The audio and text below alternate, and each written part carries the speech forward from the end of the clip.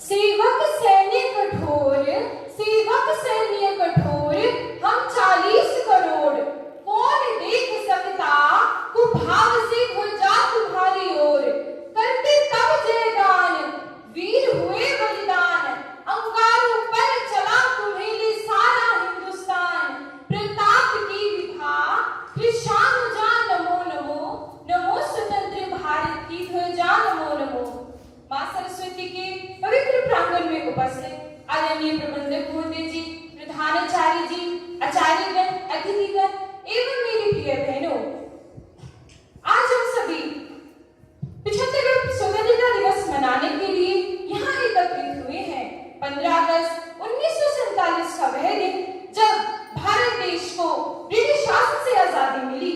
प्रत्येक देशभक्त का जीवन अपनी मातृभूमि को समर्पित होता है।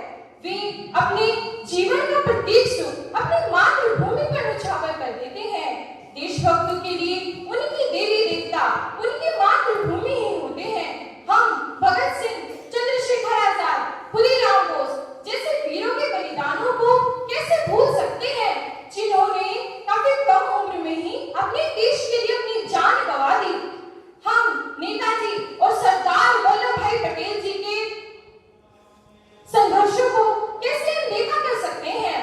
करेंसी पे बापू की फोटो, लाल किले पे तिरंगा, करेंसी पे बापू की फोटो, लाल किले पे तिरंगा, सड़क पे भारत माता की जय और स्कूल में विंध्य हिमाचल यमुना गंगा।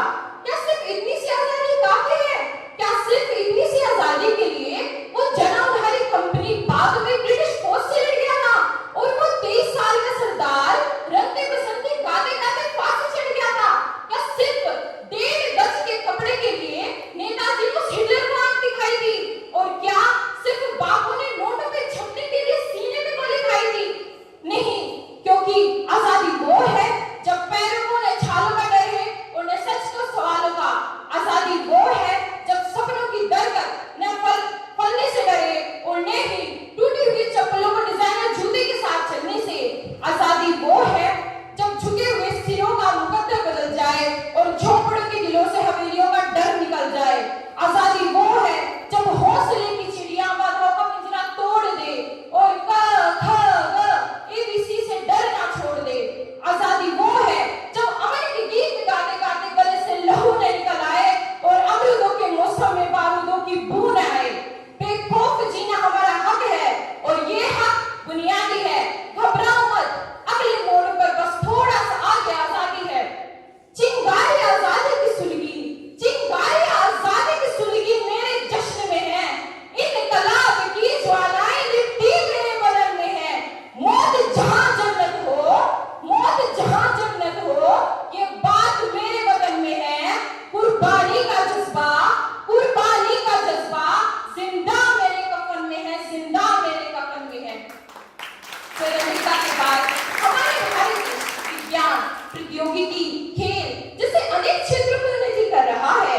यह हमारे लिए बड़ी गर्व की बात है कि हाल ही में हमारे मुख्य प्रधानमंत्री श्री नरेंद्र मोदी जी को संयुक्त राष्ट्र सुरक्षा परिषद यूएनएससी का अध्यक्ष बनाया गया है।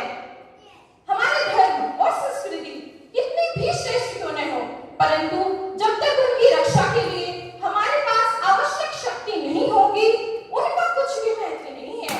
और यह शक्ति केवल सेना या शस्त्रों के रूप में नहीं होती, अपितु सेना का निर्माण जिस समाज में होता है, वह समाज जितना राष्ट्र प्रेमी, नीतिवान, चरित्रवान, संपन्न होगा, उतनी मात्रा में वह शक्तिमान होगा। स्वतंत्रता के बाद भी हमारे भारत देश क्रीड़ा क्षेत्र में भी किसी से कम नहीं है।